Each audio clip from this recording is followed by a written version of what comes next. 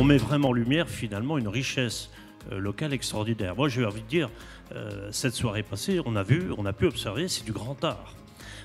Sur l'ensemble des productions, sur la manière, sur la diversification. Et il est normal qu'un département des plus importants au niveau agricole, eh bien, finalement, on accompagne, j'ai envie de dire, sur les initiatives, sur les projets, sur le futur. Et puis aussi, quand ça va mal, eh bien, il faut aussi que la collectivité départementale, eh bien, elle puisse aussi être là, j'ai envie de dire, pour les moments heureux et les moments moins heureux. Alors justement, pour les moments moins heureux, comment le département aide les agriculteurs? On s'appuie quand même sur une richesse exceptionnelle. C'est des milliers de familles. C'est aussi, bien sûr, on voit l'agriculture, c'est-à-dire l'entreprise agricole. Mais c'est derrière aussi des tas de métiers qui dépendent et qui vivent aussi de l'agriculture. Et surtout, la capacité d'adaptation de nos agriculteurs. Parce qu'on ne s'imagine pas ce qu'on leur a demandé depuis des années. Je ne crois pas que beaucoup d'autres filières d'entreprises auraient pu s'adapter d'une manière aussi rapide, chaque fois avec des contraintes supplémentaires, et ben, ils arrivent à rebondir et je trouve ça exceptionnel. Et c'est pour ça qu'il faut les soutenir à tous les niveaux. Je vous laisse nous annoncer le nom eh bien, de ce coup de cœur du jury.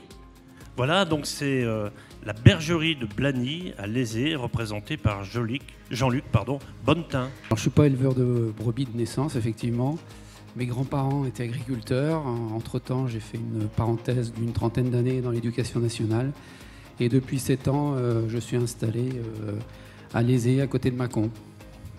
Voilà, et c'est une reconversion professionnelle.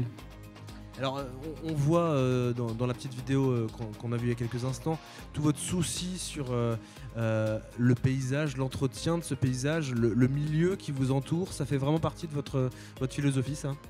Oui, ça fait partie de ma philosophie, puis ça fait partie aussi de l'historique de mon installation, puisque hors cadre familial, eh bien, on prend un petit peu ce que les autres n'ont pas utilisé. Donc j'ai remis un peu au goût du jour des terroirs qui, dans le passé, nourrissaient les petites fermes vivrières du Mâconnais.